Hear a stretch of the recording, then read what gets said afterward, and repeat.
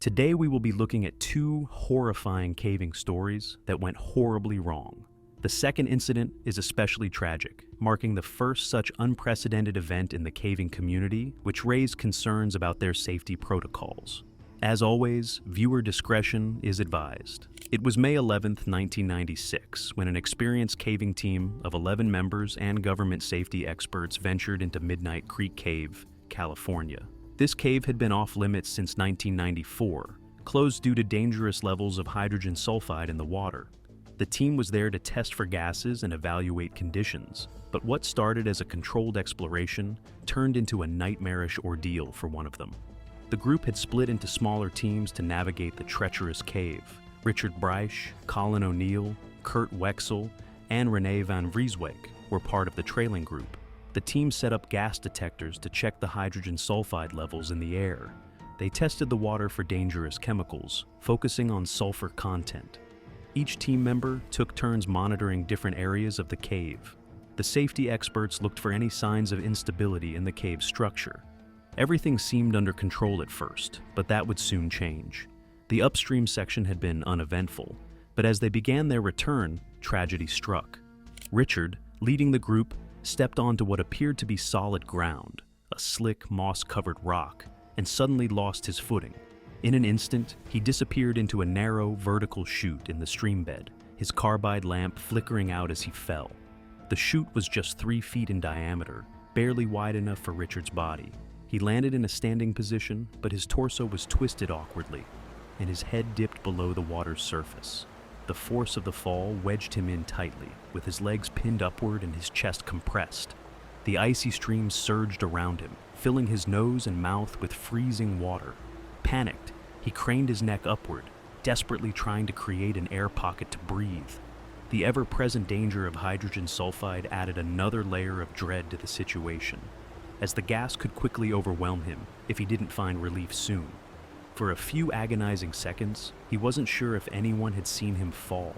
The thought of being alone in this suffocating position sent a surge of adrenaline through his body. His head felt like it was being pressed underwater by an invisible hand. Each attempt to hold his head up required an excruciating effort, his muscles trembling with the strain. The frigid water was unrelenting, and each drop that streamed into his nose made him gag and cough. The position began to take its toll, nausea welling up as his stomach twisted painfully.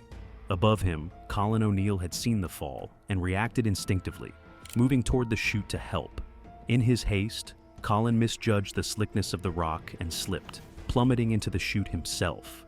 The impact drove Richard deeper into the narrow passage, worsening his predicament.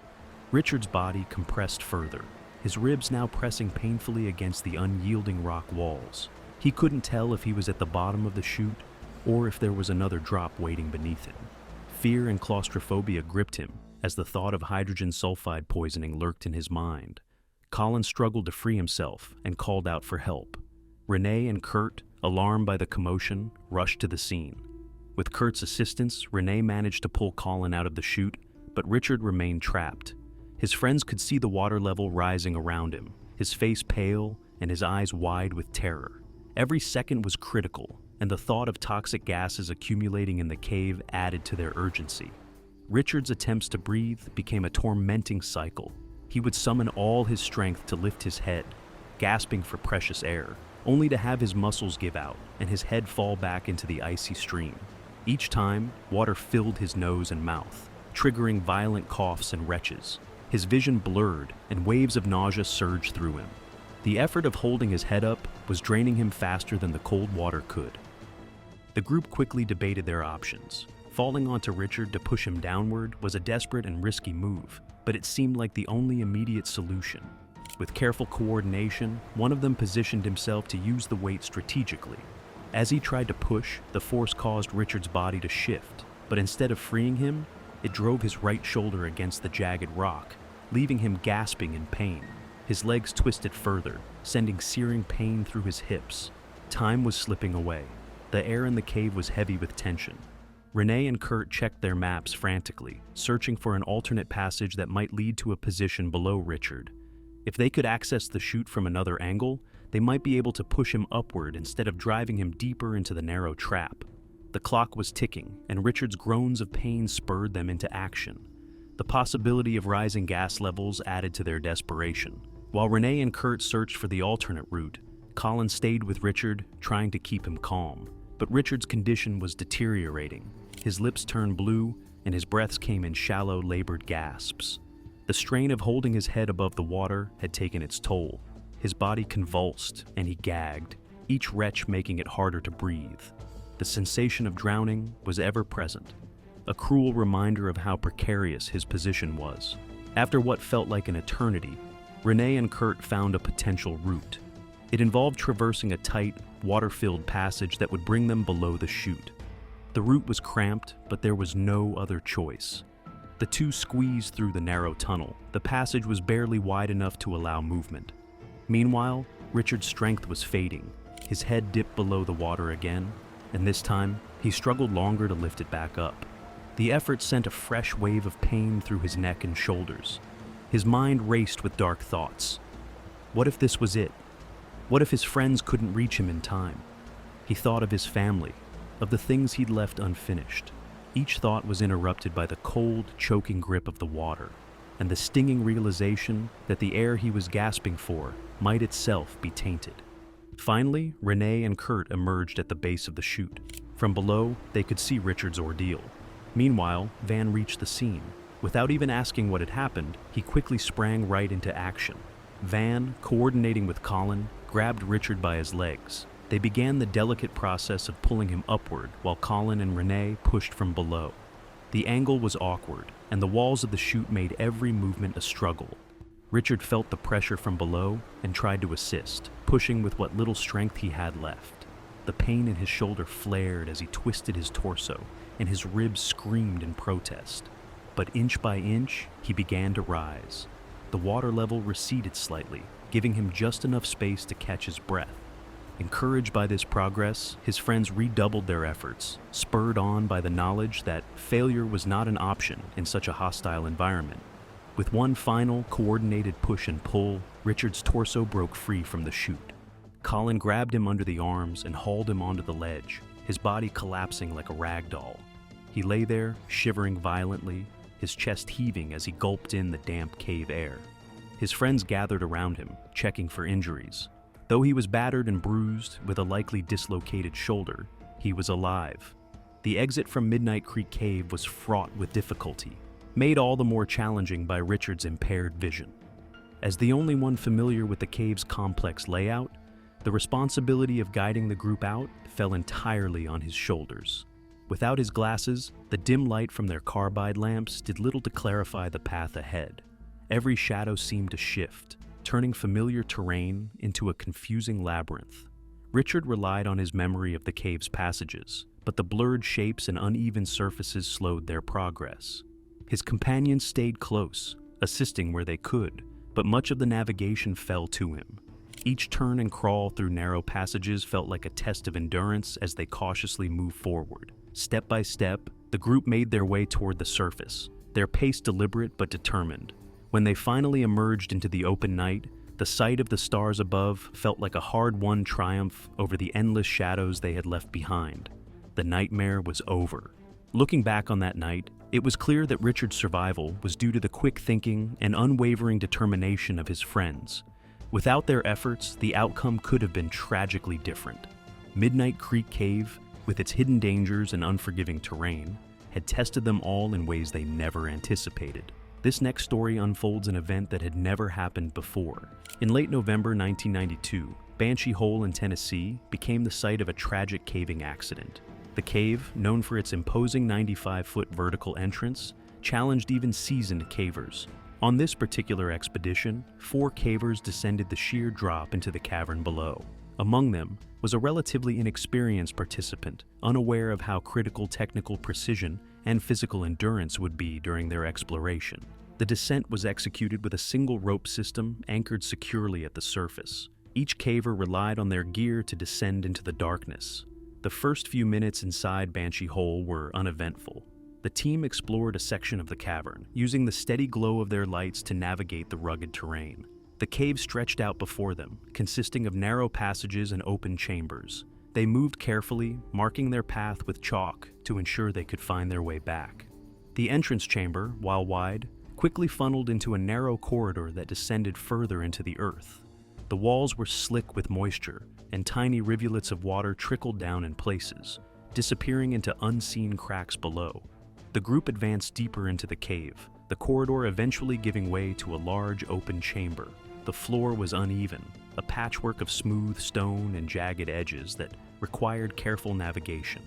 At the far end of the chamber, a narrow passage beckoned, its entrance partially obscured by a curtain of flowstone. The group paused here to rest, but their pause was brief. The leader of the group reminded them of the time and urged them to head back. The route back to the surface was long, and they needed to conserve their energy. However, the true challenge of the trip came during the return ascent. The group decided to ascend one at a time. The least experienced one, identified here as the victim, went first. He was equipped with a rudimentary ascending rig that had been assembled based on instructions from a flyer accompanying a pair of Jumar ascenders. His setup included 2 ascenders, each attached to a foot with slings of differing lengths, and a chest harness improvised from webbing. A carabiner connected the chest harness to the rope, ostensibly to keep the climber upright. However, the system lacked a proper seat harness, a critical omission that would have provided essential support and stability during the climb. The victim started his ascent cautiously, his progress steady but slow. His companions watched from below, their lights following his movements as he inched upwards. The ascent rope passed through the carabiner at his chest, keeping him upright but offering little comfort. The climb was arduous, and as he approached the lip, a protrusion 8 to 10 feet below the top, the situation began to unravel. The lip presented a significant obstacle. Its overhanging nature required a climber to shift their weight and pull themselves over the edge, a maneuver that demanded upper body strength and precise technique. The victim struggled to navigate this section. His lack of experience became apparent as his movements grew increasingly uncoordinated. He attempted to push himself over the lip, but without a seat harness to distribute the load, his body bore the full brunt of the effort. The chest harness dug into his torso, restricting his breathing and circulation.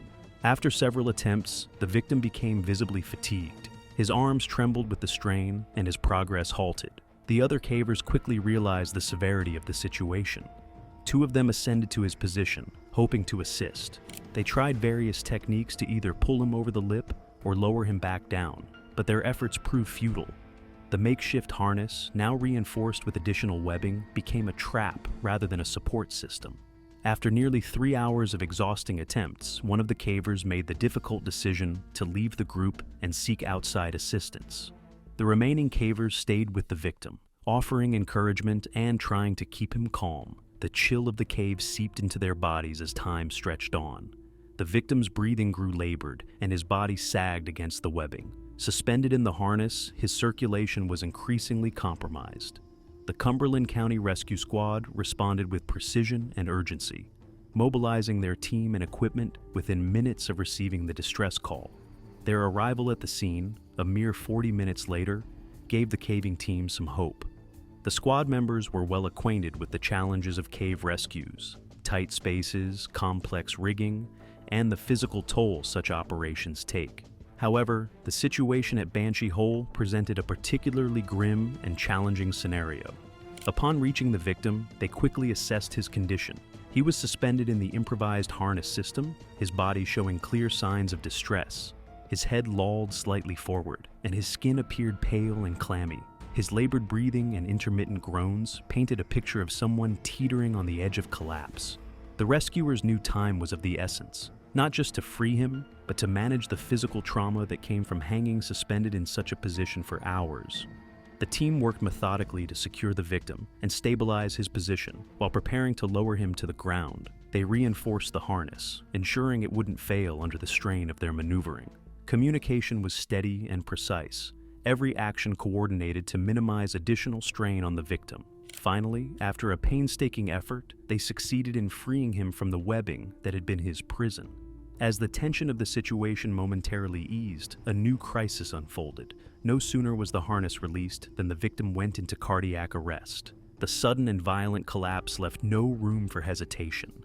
Rescue personnel immediately initiated CPR, their voices rising above the oppressive quiet of the cave. as they counted compressions and delivered rescue breaths. Despite their best efforts, they were unable to revive him. Every member of the team fought to maintain composure as the grim reality set in. The cave, which had echoed with their coordinated movements and urgent commands moments before, now fell into a somber silence. Subsequent investigation revealed the victim's death was the result of compression syndrome, also known as crush syndrome, a dangerous and little-known condition at the time.